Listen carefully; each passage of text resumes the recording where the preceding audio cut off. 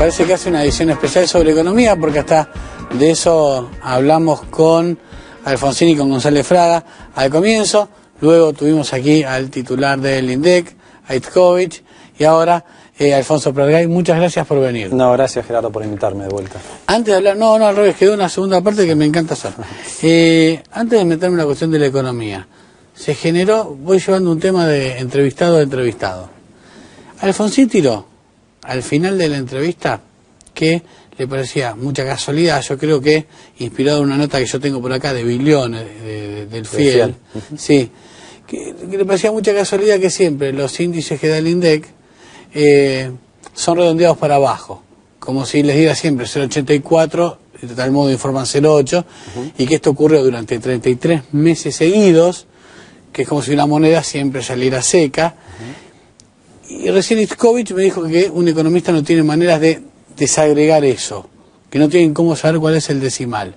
Con los números en la mano, ¿se puede hacer eso? Casi te hago de Dr. House del número y después hablamos de economía. Sí, ¿sabes qué? Si estuviéramos en un nivel de 5% de inflación anual, entonces si una décima por mes hace una diferencia, porque estarías hablando de un punto. Pero estamos en 27, 28.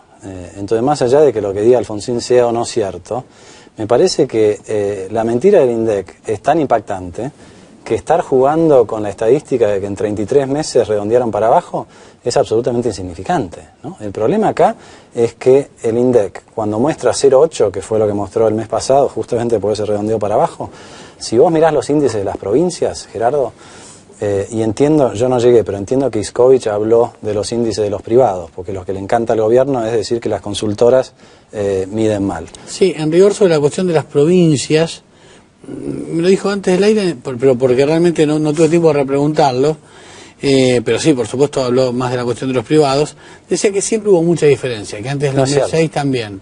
No es cierto, la próxima vez que me invites voy a traerte un cuadro en el que se ve perfectamente, hasta el 2007 yo te muestro 15 indicadores de provincias y el número del INDEC en una línea, no puedes identificar dónde está el INDEC.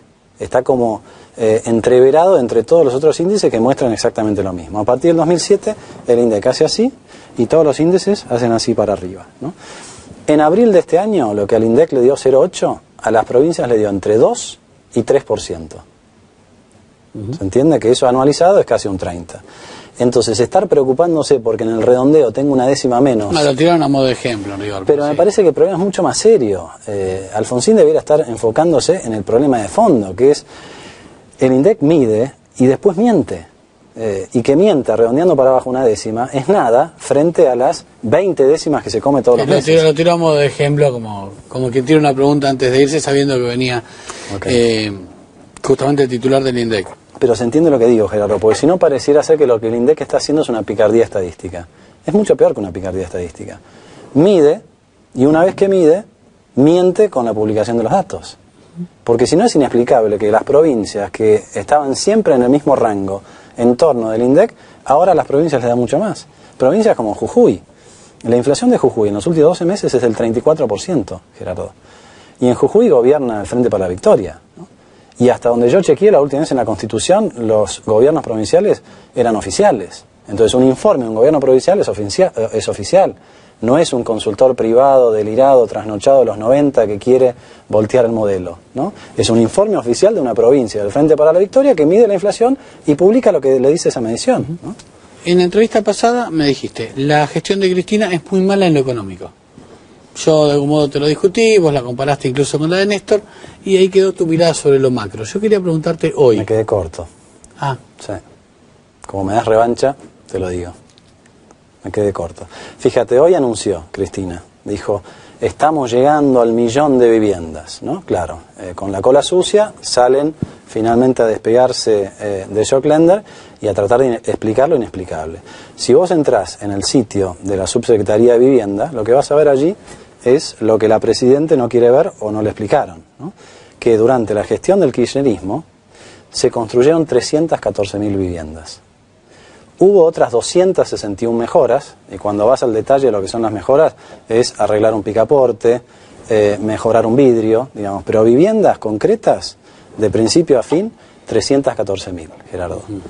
Durante el kirchnerismo, ¿sabés cuánto aumentó por un crecimiento vegetativo la demanda de nuevas viviendas en Argentina? 1.2 millones. Vale decir, el gobierno más progresista de toda la historia, el que más crecimiento económico tuvo en toda la historia, el que inventó todo, el que hizo todo bien, solamente pudo lograr compensar la cuarta parte de la necesidad de viviendas que se generó durante su mandato. No hizo nada con el déficit habitacional anterior, que son casi 4 millones de viviendas. Entonces yo pregunto, ¿cómo un modelo que se dice ser progresista no hace nada en la vivienda? Nosotros podemos hacer en salud, podemos hacer en educación, pero si los chicos están hacinados con 3 o 4 familias viviendo en un mismo cuarto, no sirve de nada lo que podamos hacer. No, bueno, claramente. Alfonso, mi pregunta igual iba hacia otro lado. Esa es tu mirada de lo macro, que te habías quedado corto, según agregas hoy, sí. Y yo quería ir a la economía chiquita, a la economía doméstica, si querés, o en escala humana, como me gusta llamar a mí.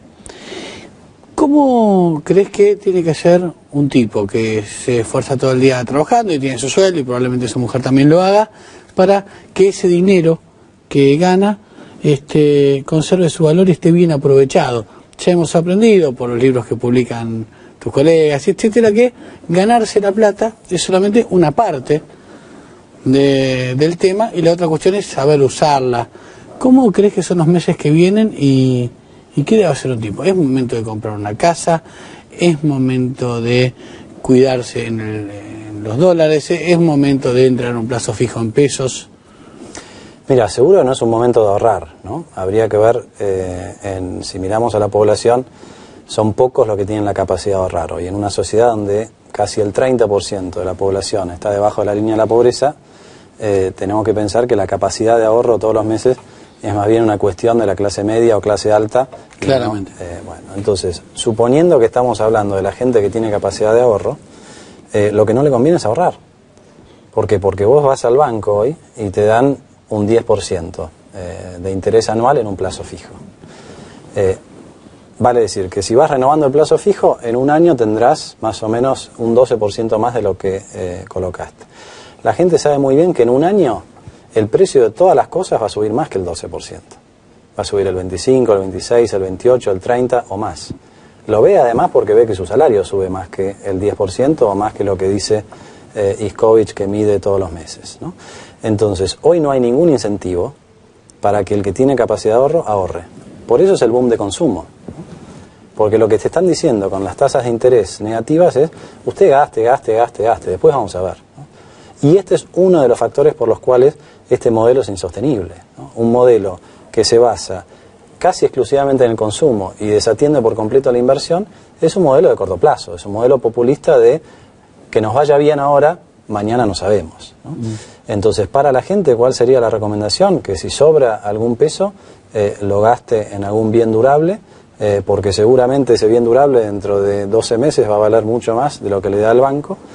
Y desde el punto de vista de qué hacer o no hacer con el tipo de cambio, eso es bastante más arriesgado. Lo que yo digo es que hoy de las pocas cosas que quedan baratas en Argentina es el dólar, ¿no? Porque todo sube un 30% y el dólar sube un 5%. A propósito de eso, algunos con una mirada más de clase media y más, si querés, liberal del asunto, dicen volvió la plata dulce porque hay aviones que efectivamente salen cargados de gente que tienen esa capacidad económica y compran ropa y cuestiones afuera y las traen, es decir, el precio en dólares afuera y en la Argentina, en algunos artículos para gente de clase media para arriba, es parecido. Otros, sin embargo, lo ven desde el lugar de la competitividad en la producción. Cada uno tiene su manera de opinar sobre el dólar, que vos recién dejaste caer, para vos está barato.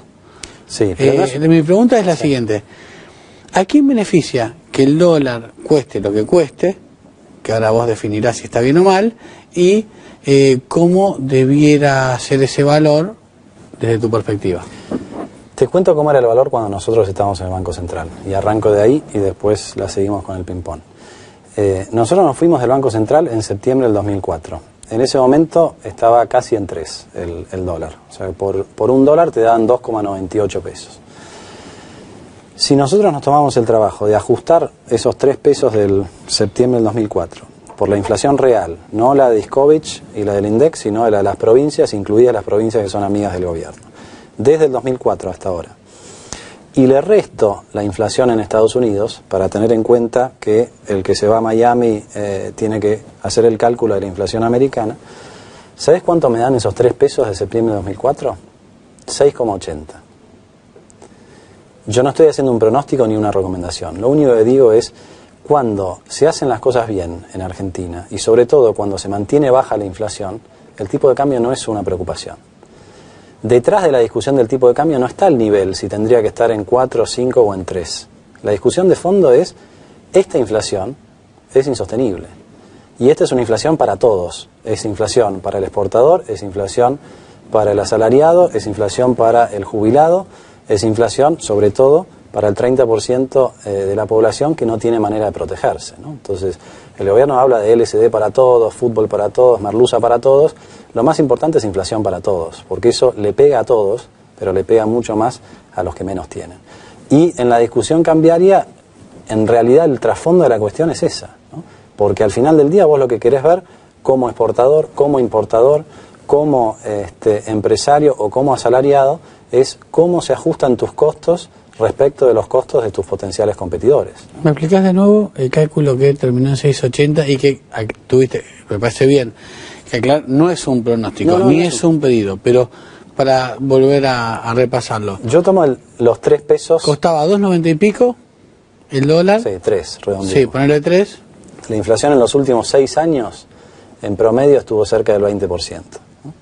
Acumulo ese 20% año tras año, ¿no? Me da más que el 120% porque es acumulado. Entonces, eso me da un número arriba de 7. ¿sí?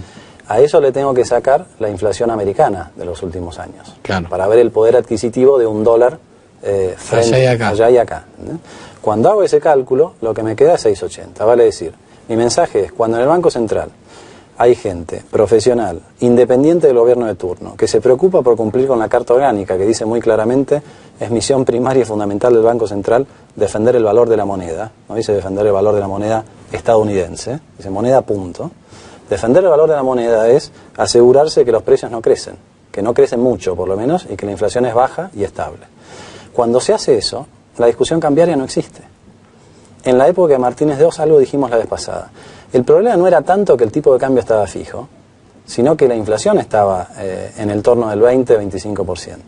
Entonces, cuando esa es la combinación, nadie lo puede soportar. Imagínate vos, Gerardo, que montás una empresa exportadora y estás compitiendo contra la oferta de afuera, contra otros exportadores del resto del mundo, y tus costos crecen todos los años un 20% en dólares. Bueno, vos tenés que ser un monstruo de competitivo para todos los años ganarle al costo adicional que te impone esta inflación, ¿no? Alfonso, muchísimas gracias tiempo de vuelta. por venir. Sí, está, pero podemos seguir haciendo más. Cuando quieras. De verdad, Sí.